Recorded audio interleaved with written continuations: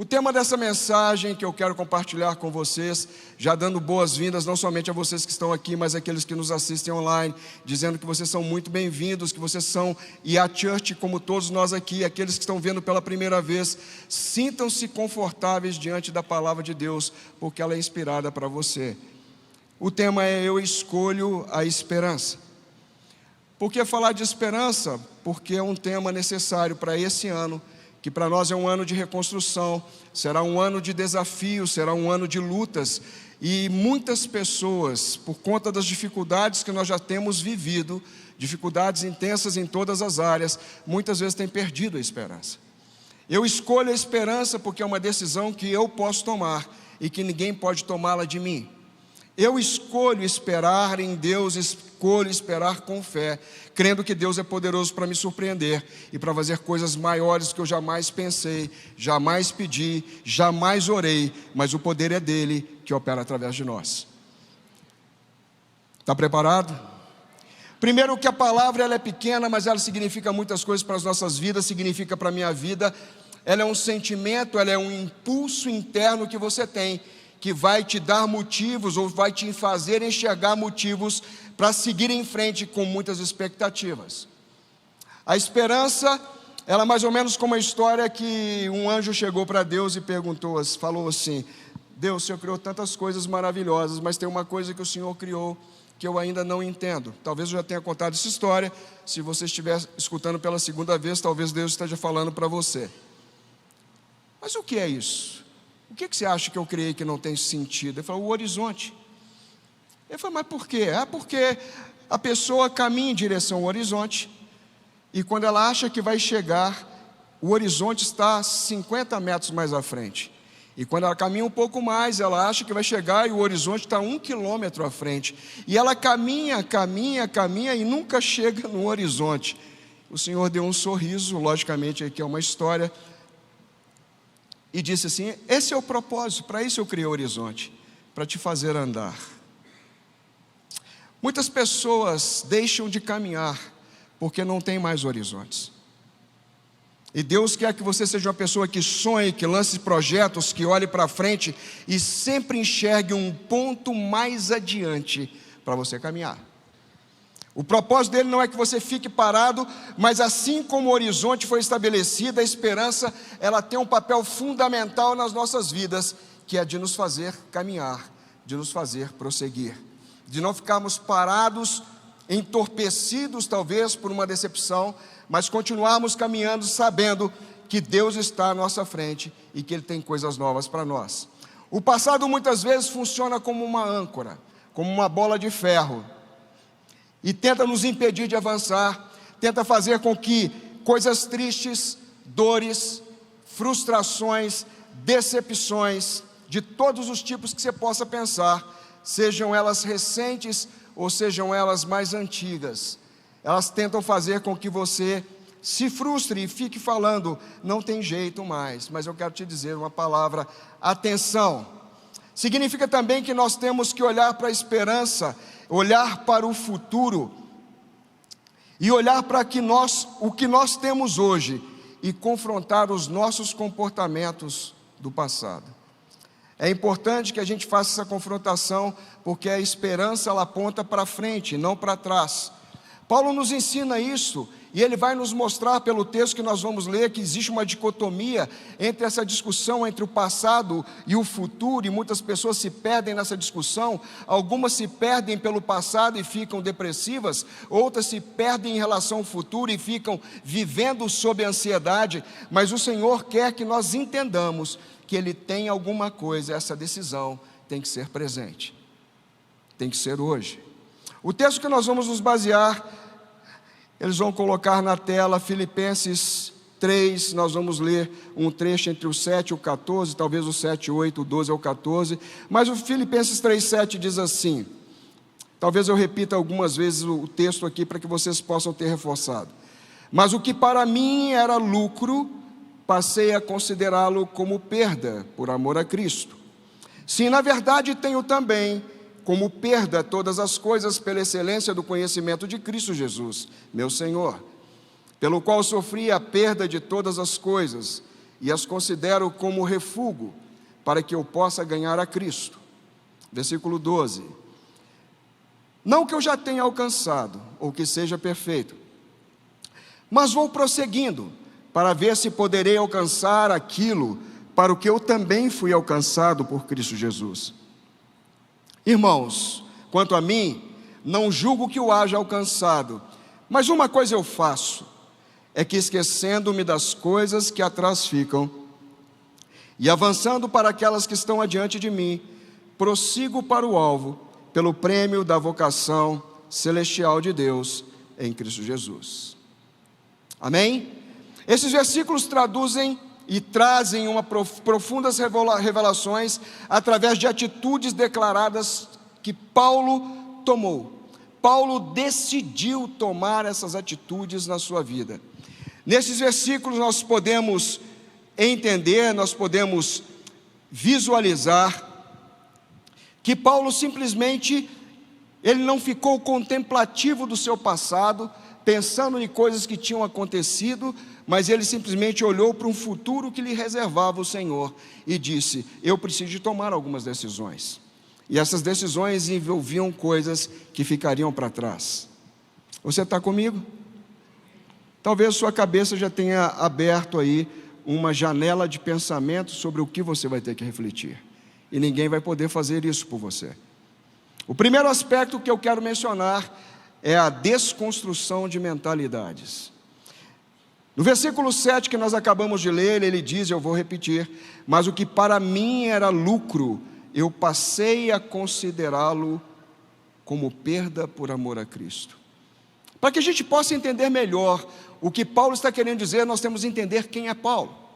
Quem é esse personagem que está fazendo essa declaração, de maneira que ela tenha tanto poder para nos influenciar como uma mensagem no dia de hoje.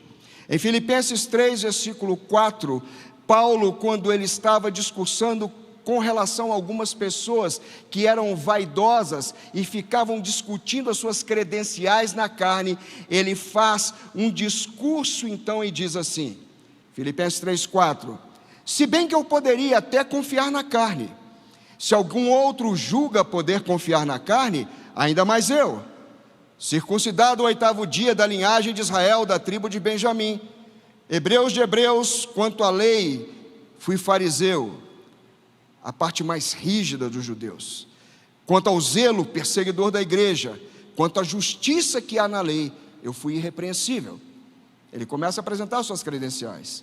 Mas de novo em Gálatas, no capítulo 1, no verso 13 e 14, ele reforça esse discurso numa igreja que estava sendo contaminada por influências judaizantes, e ele diz assim, pois ouvistes qual foi outrora o meu procedimento no judaísmo, como sobremaneira eu persegui a igreja de Deus e a assolava, e na minha nação eu excedia em judaísmo a muitos da minha idade, sendo extremamente zeloso das tradições dos meus pais. Paulo queria dizer para as pessoas que, como todos nós, ele tinha conquistas. Ele tinha um currículo sobre o qual falar. Ele tinha aquilo que nós chamamos de background, que todo mundo tem e quer apresentar como suas credenciais de excelência, seja para conquistar um emprego, seja para conquistar uma posição, seja para impressionar alguém, talvez até para arrumar uma namorada. Mas eu quero dizer que Deus não se impressiona com o nosso currículo, nem com as nossas obras pessoais aqui na terra. Talvez esse currículo, esse discurso possa valer para os seres humanos normais que ficam apostando entre si sobre as suas credenciais e os seus valores pessoais num mundo de vaidades, mas para Deus não. Deus não se impressiona com as nossas conquistas, porque João disse em João 3:27, que o homem não pode ter coisa alguma, se puder colocar o texto na tela, se do céu não lhe for dado. Porque, Tiago responde, irmão de Jesus, 1,17, porque toda boa dádiva, todo dom perfeito, vem do alto, descendo do Pai das luzes, em quem não há sombra de mudança ou variação, ou mudança nem sombra de variação. Assim nós precisamos, queridos, entender nesse primeiro momento da desconstrução das mentalidades, que Paulo está fazendo uma declaração que é muito importante, e aqui eu pinço um pedacinho dela, que ele diz: o que para mim era lucro, eu passei a considerá-lo como perda. Nesse trechinho eu vou observar que existem duas visões nessa pequena frase. A primeira delas é a visão que Paulo trazia consigo, que ele trazia da sua própria vida, quando ele diz: o que para mim era. A segunda visão, ou a nova visão, era o que Deus lhe oferecia. O que para mim era lucro. Existem coisas em nossas vidas que nós achamos que são extremamente preciosas. Existem coisas que nós achamos que são verdadeiramente lucros, são verdadeiramente conquistas, que nós não poderíamos de qualquer forma abrir mão. Existem coisas que, se nós formos comparar, nós vamos insistir que aquilo é o melhor de nós, e nós vamos apresentar as nossas credenciais, muitas vezes baseado em situações passadas. É uma bênção, porque saiu da tela, aleluia, volte para cá. E nós vamos insistir que as coisas que nós fizemos até aqui é tudo que Deus tem para nós. Mas nessa reflexão de Paulo, ele começa a entender que Deus tinha uma proposição para ele no futuro, que era melhor de tudo aquilo que ele já tinha vivido. E ele começa a entender, sim, que o melhor que ele poderia ter construído no passado poderia ser desprezado, descartado, colocado em descontinuidade, para receber uma nova visão que Deus lhe oferecia. Isso só pode acontecer pela ação do Espírito Santo, quando muitas pessoas, se chegarem numa idade, como eu tenho 58 anos, estou caminhando para 59, eu poderia pensar que eu já não tenho mais tempo para construir muitas coisas. Muitas pessoas ainda pensam assim, eu não. Só vou parar o dia que ele mandar o voucher, porque no dia que ele mandar o voucher eu não vou brigar. Já falei para minha esposa linda que está ali me olhando: não tente me segurar, não tente, porque não vai dar certo. Eu vou partir para minha casa, eu vou voltar para perto do meu pai. Ele não erra o tempo, mas enquanto nós estivermos aqui, enquanto eu estiver aqui, nós vamos trabalhar, e eu sei que Ele tem coisas novas, Ele vai impulsionar, Ele vai dar sonhos. Então eu preciso de reconhecer que tudo que eu tenho, tudo que nós temos, tudo que eu sou, tudo que nós somos, vem dEle. E nós não podemos ter medo de expressar isso com segurança, com confiança, mas também com gratidão no coração. Assim como Davi fez, e Davi demonstrou isso diante de todos os recursos, todas as riquezas que Deus o fez conquistar. E ele foi um homem guerreiro que nunca perdeu uma guerra, e por isso ele conquistou muitos despojos, e sempre quando tinha uma luta pela frente, ele tinha a esperança da vitória, porque ele estava olhando para frente. Por que ele estava olhando para frente? Porque Deus sempre dizia para ele: quando eu passar, o seu exército pode vir, porque eu já fui à frente, eu já saí à frente. Deus não mudou, meu querido. E quando Deus sai à frente, você pode olhar com um olhar de esperança, você pode escolher ter esperança, porque tudo que vier de conquista diz respeito a Ele. Em 1 Crônicas, capítulo 29, 13 e 14, agora, pois, ó nosso Deus, graças te damos, louvamos teu glorioso nome, mas quem sou eu e quem é o meu povo, para que pudéssemos fazer ofertas tão voluntariamente? Porque tudo vem de ti, e do que é teu, tu damos. Eu entendo que tudo que eu oferto a Deus, eu simplesmente estou devolvendo uma parcela para Deus daquilo que veio dele. Eu posso olhar com esperança, eu posso escolher a esperança, mas eu primeiro preciso desconstruir pensamentos que querem me colocar no lugar da excelência, enquanto a excelência vem dele, e ela pode passar através de mim quando eu me submeto a ele. Vocês estão me entendendo? Eu vou reportar a ele aquilo que é dele, mas eu não vou ficar amparado nas minhas credenciais. O segundo aspecto é um novo olhar. Além de desconstrução de mente, de mentalidades, eu preciso então, nesse processo de retirar um paradigma, quebrar um paradigma, e a mente não vive sem paradigmas, sem padrões, sai um e entra outro. Numa desconstrução de mentalidade, é preciso que um novo olhar ocupe esse lugar, e esse é o segundo ponto. No versículo 8 do capítulo 3, ele diz: na verdade tenho também por perda todas as coisas, pela excelência do conhecimento de Cristo Jesus, meu Senhor. O que mais impacta no coração de Deus, em relação ao nosso modo de vida, como eu disse, Ele não se sente deslumbrado pelas nossas conquistas, mas o que mais mexe com Deus são as nossas renúncias. Mateus 16, 24 disse: então disse Jesus aos seus discípulos: se alguém quer vir após mim, negue-se a si mesmo, tome a sua cruz e siga-me. Eu acredito que esse versículo, sendo ouvido em qualquer dimensão do tempo, seja no passado, lá na época de Jesus, fosse antes de Jesus ou um pouco depois, na Idade Média ou hoje, ele vai impactar o ouvido de qualquer um que ouvir, porque ele vai falar de negar-se a si mesmo. Um novo olhar que não te projeta como o centro da atenção, mas quando você olha para você, você sabe do seu valor, mas você nega aquilo que pode te impedir de caminhar. Você toma aquilo que é necessário você levar para essa caminhada, que é somente a sua cruz, para seguir em obediência um propósito que é maior do que a sua própria vida. É o que nós abandonamos, é o que nós deixamos para trás, e fazemos isso por causa de Cristo, que vai expressar a nossa verdadeira entrega, a verdadeira profundidade da nossa entrega, do nosso coração para Ele. Muitos hoje ainda estão tentando viver uma nova vida cristã, carregando coisas velhas da vida. Exemplos: velhos sonhos. Mais exemplos: velhos projetos, relacionamentos velhos, experiências velhas. E tudo que a pessoa consegue carregar na sua vida é o que ficou para trás. E o que eu digo aqui não é você desprezar aquilo que é antigo, desprezar o aprendizado que foi obtido das coisas passadas. Não é sobre isso que eu estou dizendo, porque o aprendizado, ele pode vir de coisas boas, mas também pode vir de situações ruins, e muitas pessoas não entendem isso. O aprendizado, na verdade, ele sempre é o novo no meio das coisas velhas. Pode ser qualquer coisa que você olhar. Faça um exercício: se você olhar com atenção, algum aprendizado vai ser tirado dali, e esse é o novo que deve ser retido na sua vida e levado no meio das suas experiências.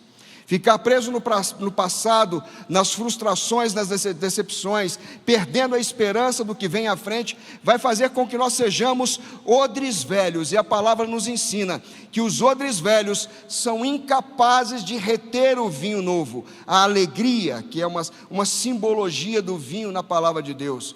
Os odres velhos, se eles não forem tratados, se eles não forem renovados pelo óleo do Espírito, que lhe devolve a elasticidade necessária, eles vão se romper, eles vão se quebrar.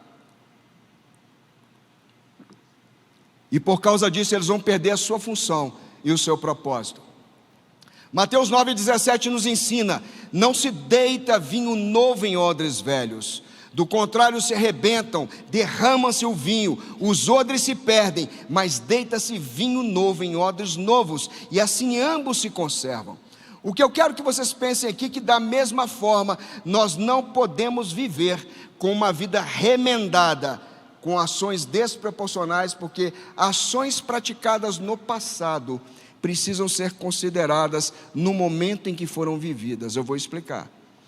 Mateus 9,16: ninguém põe remendo de pano novo em vestido velho, porque semelhante remendo tira parte do vestido e faz ainda maior a rotura. O que você quer dizer com isso, pastor? Porque nós estamos falando de experiências que começaram no passado, como a narrativa de Paulo falando o que ele vivia, o que ele era, o que ele fazia, e agora ele tem uma proposta nova que aponta para Cristo, e ele tem que fazer com que as coisas velhas fossem deixadas para trás, e muitas vezes nós não deixamos as coisas para trás, e queremos remendar certas situações da nossa vida, e nós não conseguimos seguir, porque o remendo foi desproporcional. Significa que em algum momento da sua vida, eu ou você podemos desejar reparar coisas que estão lá no passado com a visão de hoje, que não existia no momento daquele acontecimento. usando uma mentalidade, um entendimento que nós não tínhamos antes. E assim nós queremos remendar um passado de uma maneira desproporcional. Quem está me entendendo? Não adianta você querer discutir o que aconteceu 2 anos atrás com a mentalidade que você tem hoje. É desproporcional, é inadequado. No mínimo, se você amadureceu um pouco, você vai tentar colocar um pouco mais de peso e falar, eu deveria ter feito isso e aquilo. Mas naquele momento você não tinha essa mentalidade. Eu preciso voltar naquele momento, naquele acontecimento, e com maturidade em Deus, entender que o reparo naquele tecido velho, que está me impedindo de seguir para o futuro, porque se eu colocar um remendo novo naquela situação velha, alguma coisa vai ficar descoberta na sua vida, porque o buraco vai ficar maior. Quem está me entendendo, por favor? Aleluia. Significa que as coisas dos tecidos da mesma época, do passado que eu vivi, eu só posso repará-lo de uma forma, com a mentalidade que existia naquele momento, e não com as desculpas que eu posso formular hoje. Significa que quando eu tenho uma situação do passado que me impede de caminhar com esperança, o caminho é reconhecer que errou e pecou, arrepender-se do erro, do pecado, confessar, admitir, assumir a responsabilidade, a intencionalidade de quando errou, para que você possa receber perdão, com humildade e gratidão, e por último mudar de vida.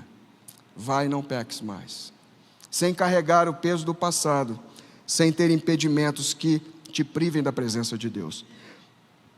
Eu escolho o futuro, eu escolho o que está à minha frente, mas eu escolho olhar com esperança. E o terceiro aspecto que eu quero compartilhar com vocês, que perdas são inevitáveis no processo de transformação.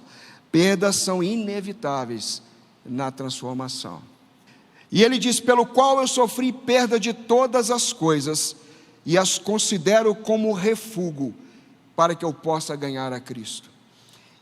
Ele menciona aqui que existem coisas que se você não abrir mão, você não vai ganhar a Cristo. Eu preciso entender que no meu processo de maturidade, Deus vai me mostrar através da vida que não existe avanço para o futuro sem perdas de coisas do passado.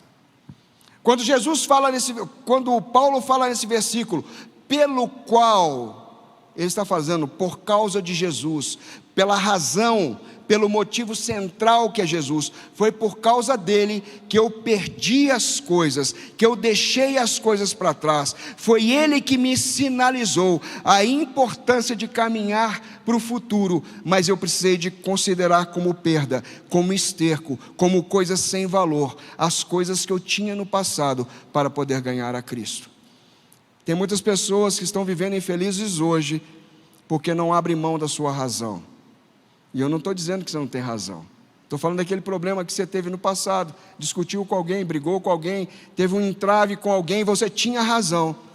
Mas até hoje você está preso na razão. Mas o relacionamento está quebrado. Tem coisas que eu tenho que deixar no passado e considerá-las como esterco para ganhar a Cristo. Se eu ficasse remoendo os meus pecados, eu não receberia o perdão que Jesus me deu integralmente na cruz. Eu preciso entender, ou eu recebo o perdão, ou eu vivo lambendo feridas, desculpa o termo grosseiro, mas é literalmente isso que faz. Quem fica se lamentando e se valendo de coisas do passado que não tem uma solução, e deixam de olhar com esperança para o futuro, porque não tem a condição de renunciar àquilo que está lá atrás, para ganhar as coisas valiosas que estão à frente. Muitas vezes nós não renunciamos a essas coisas, porque essas coisas são valiosas demais para o nosso ego. Isso é uma decisão, é uma escolha, é um trade-off que cada um de nós tem que fazer. Não tem como seguir na vida cristã, trazendo essas tralhas da vida passada, segurando a bênção com uma mão e segurando as outras coisas, sejam elas quais forem, com a outra. Quando eu escolho a esperança, eu escolho a esperança daquilo que ainda não vejo, daquilo que ainda eu não conquistei, daquela promessa que ainda não foi cumprida, mas ela está ancorada em Deus, ela está alicerçada em Deus. Por isso eu escolho olhar dessa forma. E a Bíblia diz em Mateus 16, 25 e 26, porque quem quiser salvar a sua vida por amor de mim, perdê-la-á, mas quem perder a sua vida por amor de mim, achá-la-á. Pois que aproveita o homem se ganhar o mundo inteiro e perder a sua vida? Ou que dará o homem em troca da sua vida? A minha oração hoje é que o Espírito Santo traga sobre você, sobre mim, esta consciência hoje, daquilo que deve ser deixado para trás, daquilo que você continua insistindo, e Deus aqui não vai te expor, é uma conversa entre Ele e você. Ele quer te revelar, Ele quer te mostrar, Ele quer mostrar que muitas vezes nós somos teimosos, nós somos insistentes em alguns aspectos, sejam eles pequenos ou grandes, que nos impedem de ter conquistas maiores, e nós precisamos dar acesso ao Espírito Santo, para que Ele diga, filho, filha, é isso aqui, joga isso no lixo. Mas Deus, veja bem, filho, filha, joga isso no lixo, eu tenho mais para você. Olhe para frente com a esperança, escolha a esperança, no futuro eu estou te esperando. Você não precisa ficar carregando esse peso, você não precisa tentar se valer das suas próprias habilidades para dizer que a conquista foi pelo seu esforço. Eu vou te dar o que você nunca mereceu receber. Eu estou pronto para te dar mais. Eu nunca pedi o seu currículo. Se fosse pelo teu currículo, você não estaria aqui. Você continuaria o caminho que Adão abriu para você. Mas porque eu olho para você com esperança. Esse é o nosso Deus. Eu mandei o meu filho Jesus para morrer no seu lugar, para te dar roupagem nova, para te dar uma oportunidade nova de reconstruir, de fazer diferente, de largar esse fardo pesado e entender o meu propósito para você. Por isso que eu disse que essa palavra tem a ver com reconstrução. Eu preciso começar de algum lugar. Eu preciso de pegar os arquivos da minha mente, das minhas emoções, e verificar se de fato, verdadeiramente, eu tratei as coisas como eu deveria tratá-las.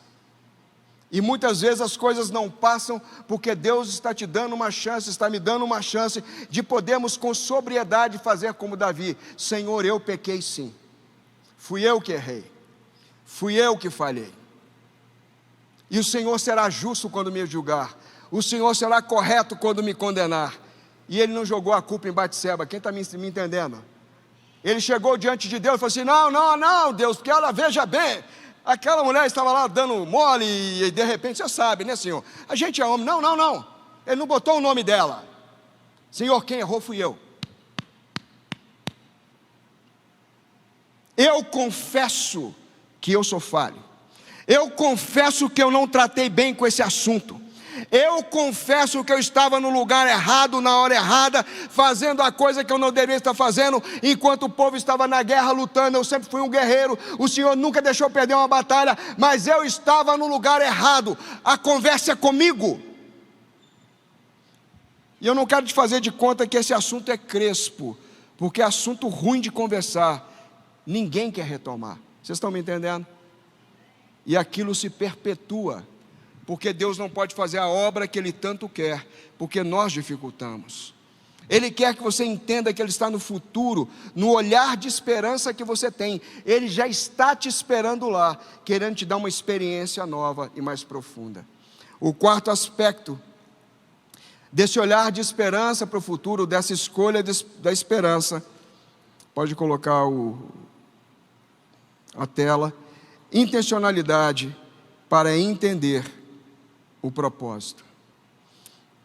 Filipenses 3,12 diz: não que eu já tenha alcançado, mas que já seja perfeito, mas vou prosseguindo, eu continuo caminhando, eu não paro, para ver se poderei alcançar aquilo para o que eu também fui alcançado por Cristo. O que me chama a atenção nessa fala de Paulo é que ele sabia que ele não foi alcançado sem propósito. Jesus morreu no meu lugar, Jesus morreu para pagar os meus pecados, Jesus morreu para me dar uma oportunidade, Jesus me olha com um amor que ninguém mais tem por mim nessa terra, Ele me ama de uma maneira incompreensível. Isso não é à toa, isso tem um propósito. Por que Ele faz isso por mim? Por que Ele me deu essa oportunidade? Qual é o propósito que existe no meu resgate?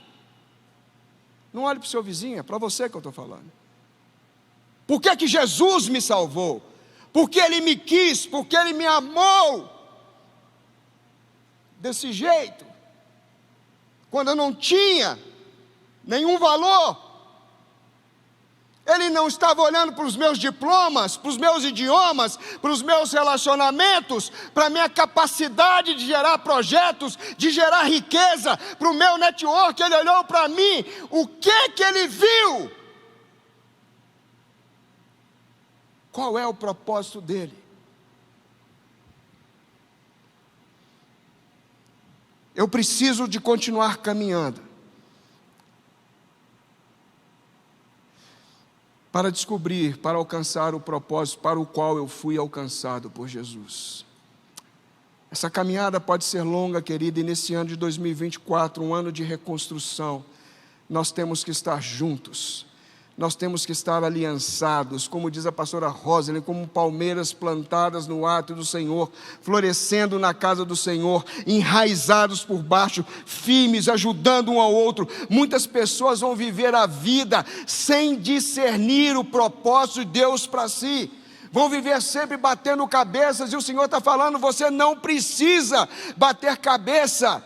Muitas vezes nós precisamos parar um pouco, ter foco, é condição necessária, é mistério, é condição sine qua non, o que você quiser dizer, é necessário você entender o seu propósito, é preciso ter persistência, continuar caminhando, mesmo no meio das lutas, porque elas são necessárias. Não significa porque você teve uma obstrução, um impedimento, uma frustração, uma tristeza, uma dor, que o propósito de Deus para a sua vida foi paralisado. Ele quer que você, com coragem, continue caminhando para descobrir intencionalmente e integralmente esse propósito.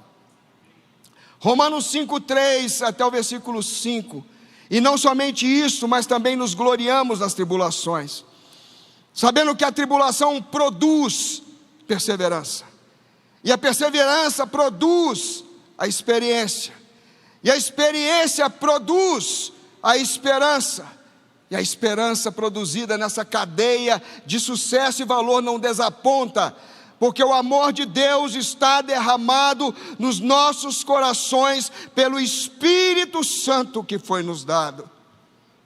Eu posso descobrir o propósito, mas eu tenho que buscar na fonte, com aquele que estabeleceu o propósito. E existe alguém que tem a resposta, existe alguém que sabe. É o mesmo Deus do Salmo 139, que diz que conhece todos os teus dias, quando nenhum deles ainda existia. Ele disse que tem um livro, onde ele escreveu todos os seus dias. Se dobre, se debruce no ombro do teu pai, e fala: Deus, deixe-me ler esse livro, deixe-me conhecer o propósito que o Senhor escreveu para mim, desde que eu não existia.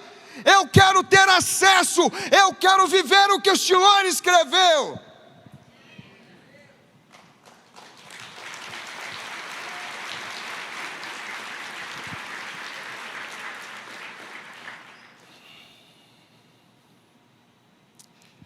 Eu preciso de buscar na fonte. E o Senhor disse, vocês já conhecem esse versículo, mas eu vou citá-lo, que ele é muito forte, emblemático nesse momento, Jeremias 29, do 11 ao 14, porque eu bem sei os planos que estou projetando para vocês no futuro. Olhe com esperança, diz o Senhor. Dá um spoiler, Senhor, dá um hashtag e fica a dica. Dou sim, são planos de paz e não de mal. Plano para vos dar futuro e esperança. Então vocês vão me invocar, vocês vão orar, vocês vão me buscar e eu vou ouvir vocês. E vocês vão me buscar e vão me achar quando me buscar de todo o vosso coração. E eu vou dizer mais, e eu vou ser achado de vocês, porque eu intencionalmente quero ser achado. Me busque que vocês vão me achar. E ele continua dizendo, e eu farei mudar a vossa sorte. Significa que existe um projeto de Deus, uma promessa de Deus para uma transformação na sua vida, na minha vida, na história dessa igreja, na história dessa nação, que quando nós o buscarmos, nós vamos encontrá-lo, porque Ele quer ser achado, e Ele já prometeu que esse plano é de paz, não é de mal, é de bem. Ele vai trazer futuro e esperança, e Ele vai mudar a nossa sorte. Mas pastor, como que eu faço para descobrir esse propósito? Jeremias continua dizendo em 33:3, clama a mim.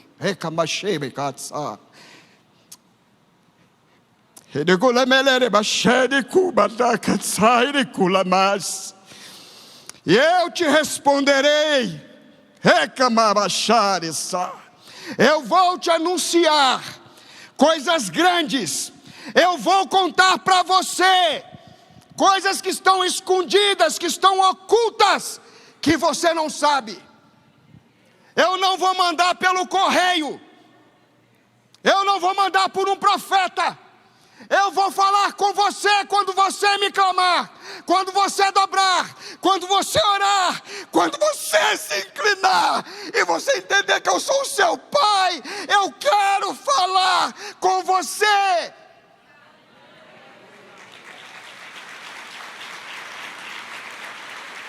Deus sabe todas as coisas, meu querido. A palavra dele nos ensina, mas ele deseja revelar cada uma delas para nós. Existe a revelação sim que sai desse altar, desse púlpito, como a palavra que nós recebemos ontem, tremenda, tremenda.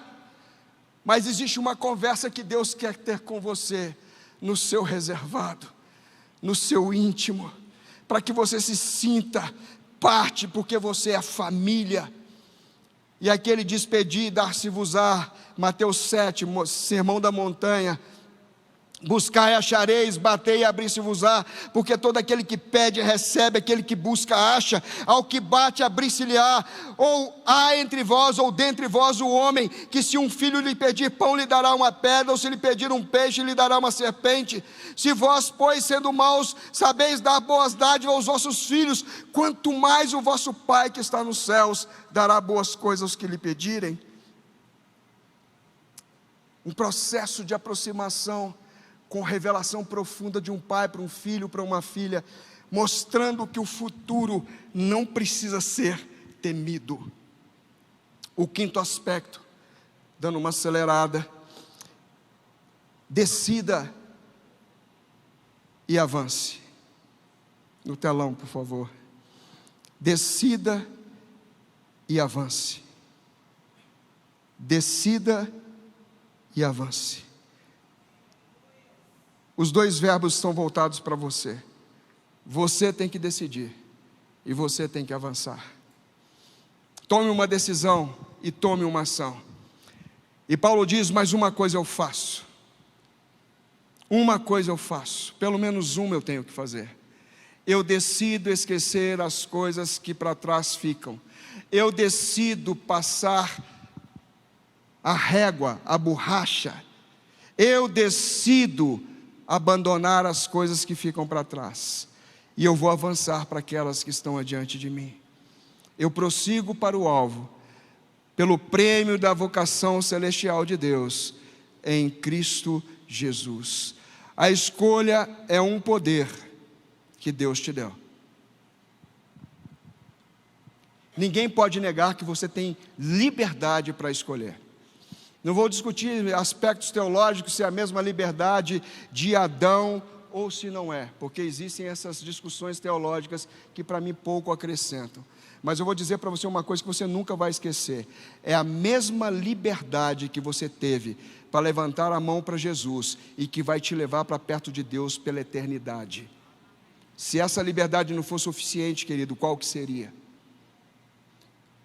Você tem a liberdade de dizer: eu quero seguir, eu quero avançar, eu quero o propósito de Deus na minha vida. Eu quero sim, Senhor, tem coisas que me magoaram, que machucaram, que pesam em mim, mas eu quero agora tomar uma decisão, seja por livre-arbítrio, seja por livre agência, seja um nome semântico que queiram dar. Essa liberdade que o Senhor me deu para te escolher como meu Senhor e Salvador, eu decido hoje, porque eu não sou um robô autômato, não sou um robô programado, fechado em mim mesmo hermeticamente, sem condição de raciocinar, de perceber a bondade de Deus, porque a bondade de Deus que me conduz ao arrependimento, é o Espírito Santo que faz isso.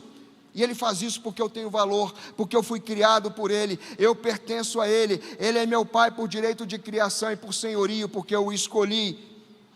Eu tenho a liberdade de fazer sacrifício e de graça oferecer a Deus os meus posicionamentos, a liberdade de aceitar o sacrifício e a graça oferecidos na cruz, na sua ressurreição. E eu também tenho a mesma liberdade de negar essa oferta de amor, se assim eu não quiser. Você é livre para decidir o caminho que você vai seguir, seja o caminho estreito, seja o caminho largo e espaçoso.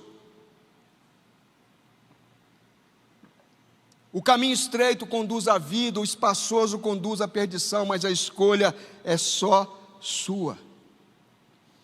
Esse posicionamento do avance, decida e avance, é um posicionamento individual, espontâneo, ele é individual, ele é exclusivo do indivíduo. Ele vai continuar na sua vida em todas as etapas, em todas as estações, em todas as circunstâncias, em todos os desafios da sua vida. Então você decide o que vai fazer. E aqui eu posso dizer, querido, que você pode decidir por influência, você pode decidir por persuasão. Seja um sujeito que foi coagido ou intimidado. Ah, mas eu fui coagido. Nós temos exemplos na Bíblia. Daniel: não ora para ninguém não, senão para o rei, senão você vai morrer. Ele orava 3 vezes ao dia. Quando tocar a cítara, o pífano, seja o instrumento que for, todos se ajoelhem diante da estátua. Eu não ajoelho não. Sadraque, Mesaque e Abdenego. José e Jesus: tudo te darei se prostrado me adorares. Somente ao Senhor teu Deus adorarás, e somente a Ele darás culto. Vem aqui, José. Potifar está viajando, disse a Patifona. E ele falou: não vou ofender o meu Deus e nem ao meu Senhor. A decisão é só nossa, seja por livre vontade ou não. O 6º aspecto, e finalizando: em quem colocar a sua esperança? A esperança para um futuro que nós não vemos, mas que nós podemos crer. Diz a palavra em 2 Coríntios 5:5, em seguintes: ora, para isso mesmo nos preparou Deus, o qual nos deu o penhor do Espírito. Temos, portanto, sempre bom ânimo, sabendo que enquanto estamos presentes nesse corpo, estamos ausentes do Senhor, porque andamos por fé e não por vista. Temos bom ânimo, mas desejamos antes estar ausentes do corpo, ter partido dessa vida, é o que ele quer dizer, para estarmos presentes com o Senhor, pelo que também nos esforçamos para ser-lhes agradáveis, quer presentes, quer ausentes. Como é que eu posso crer naquilo que está no futuro que eu não vejo? É a declaração de fé de Hebreus 11, porque a fé é o firme fundamento das coisas que se esperam e é a prova das coisas que não se veem. Davi decidiu crer, Davi decidiu colocar a sua esperança em Deus, desde a sua mocidade. No Salmo 71:5 ele diz: porque Tu és a minha esperança, Senhor Deus, Tu és a minha confiança desde a minha mocidade. Ele escolheu isso, e essa escolha mostra qual o resultado na vida daquele que opta por estar dentro do plano do Senhor, que opta por escolher a esperança baseada na fé, baseada no que a palavra te ensina, naquilo que você recebe dentro da igreja, da palavra que flui do altar, porque você não veio aqui por acaso, e essa palavra não está chegando aos seus ouvidos por conta de um descuido da sua agenda.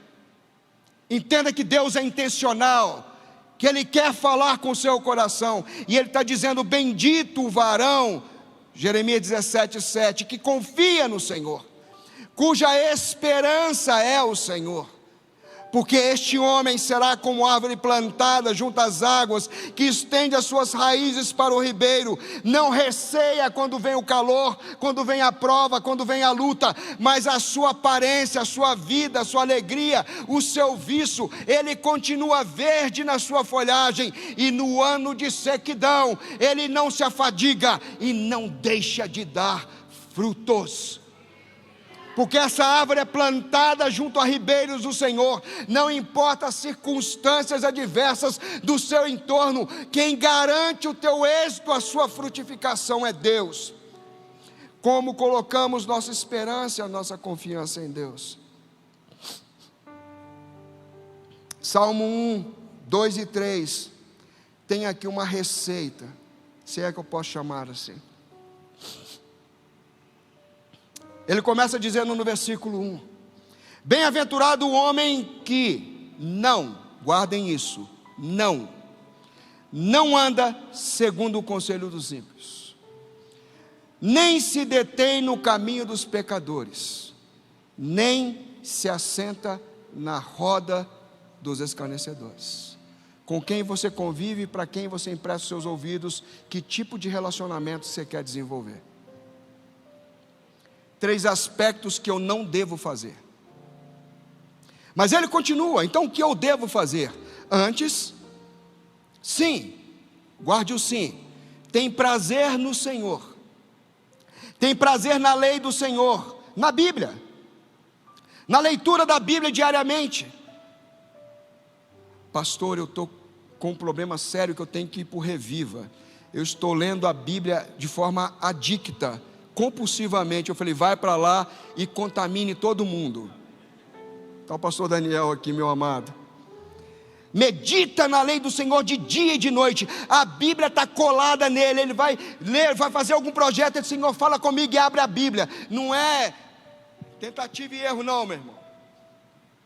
Ele lê a Bíblia, ele se alimenta dela, ele sabe que ali é a boca de Deus, ele sabe que é a carta de amor de um pai para um filho, que tem respostas naquele lugar, ele se alimenta dela, ele tem prazer nela, e aí a consequência vem no versículo 3, que tem tudo a ver com o que Jeremias falou: pois será como árvore plantada junto às correntes de água, a qual dá o seu fruto na estação própria.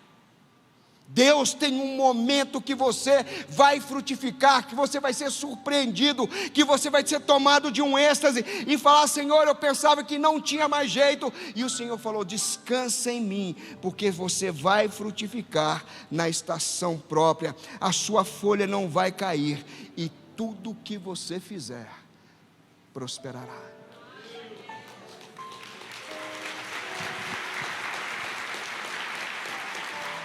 Eu escolho a esperança. Já estou finalizando.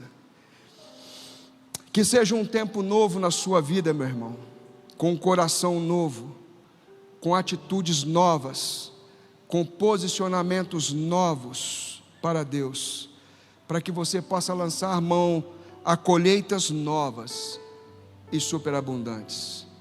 Mas eu quero fechar com um poema de Mário Quintana, que eu costumo mencioná-los muitas vezes na virada do ano, porque ele faz alusão ao 12º andar, que é o mês de dezembro. Quando ele fala da esperança, eu gosto muito da maneira que ele desenha, que ele coloca, que ele se expressa, e ele diz assim: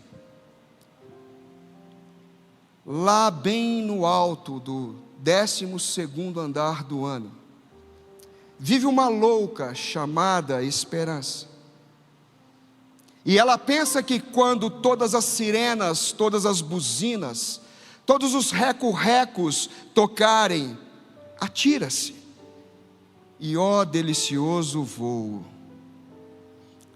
e ela será encontrada miraculosamente incólume na calçada, em outro mês de janeiro que vai começar, outra vez criança, começando tudo de novo. E em torno dela indagará o povo: como é teu nome, meninazinha de olhos verdes? E ela lhes dirá: é preciso dizer-lhes tudo de novo. E ela lhes dirá bem devagarinho: para que não mais esqueçam. O meu nome é Esperança.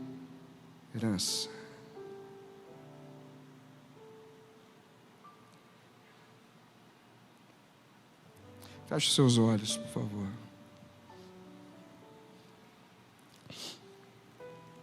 Para você que está nos assistindo hoje, talvez pela primeira vez, ou que está nos visitando hoje pela primeira vez, tudo que foi dito aqui nessa visão de Deus para crescimento, para progresso, para que você tenha esperança no futuro, começa de um único lugar: quando nós entregamos a nossa vida para Jesus Cristo e o aceitamos e o recebemos como o nosso único Senhor e o nosso único Salvador. Ele tem poder para mudar a sua história, como teve poder para mudar a minha história. Talvez tenha muitas coisas que você tenha trazido quando entrou nessa igreja, talvez não seja só pela primeira vez, mas por mais vezes, e você pensou que não tem jeito, que não tem como voltar atrás, que não tem tempo para recuperar, e o Senhor está dizendo para você hoje: tem jeito sim, meu filho, tem jeito sim, minha filha. Só que nós começamos a restauração do começo, só que nós começamos as coisas do princípio.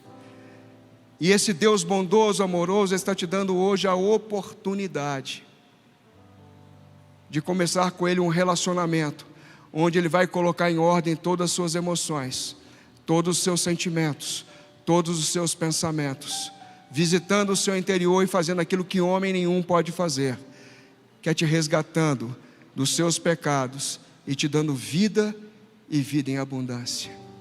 Ele faz isso porque Ele te ama, e ninguém mais vai te amar dessa forma. Por isso eu quero te dar a oportunidade, se há alguém aqui que não entregou a sua vida ainda para Jesus e quer fazê-lo, quer olhar com esperança, quer escolher a esperança, levante a sua mão e nós vamos te dar todo o apoio que você precisa nesse tempo. Nós vamos orar com você. Se puderem subir um pouquinho a luz, que a gente sempre tem dificuldade de enxergar as pessoas, por favor, me ajudem nisso. Existe alguém aqui que quer levantar suas mãos para Jesus, que quer aceitar Jesus como seu Senhor e seu Salvador? Não precisa se sentir constrangido. Esse tempo que nós separamos é para você, para que nós possamos orar pela sua vida, te apoiar nas suas lutas. Vou falar somente mais uma vez. Há alguém aqui que quer entregar a sua vida para Jesus? Amém? Ninguém aqui no ambiente presencial. Se você que está nos assistindo online sentiu um toque de Deus para a sua vida e você quer fazer essa decisão, leia o QR Code que vai aparecer na tela para você. Ao fazer isso, você vai ser contactado por nós. Nós vamos orar com você, nós vamos estar à sua disposição para te ajudar na caminhada com Cristo. Amém? Que Deus possa alcançar as suas vidas, mas eu quero fazer uma oração que você pode repetir comigo, inclusive você que está aqui, que talvez por vergonha não tenha querido vir aqui na frente. Ore comigo assim: Senhor meu Deus, eu declaro Jesus Cristo como meu único e suficiente Senhor e Salvador. Eu entrego a minha vida para Ele e peço perdão sobre os meus pecados. Confesso ao Senhor que sozinho eu não consigo, que eu preciso de Ti. Escreve o meu nome no livro da vida, e eu quero andar com o Senhor todos os dias da minha vida, até que o Senhor venha, ou até que o Senhor me chame. Eu sou Teu para sempre. Amém.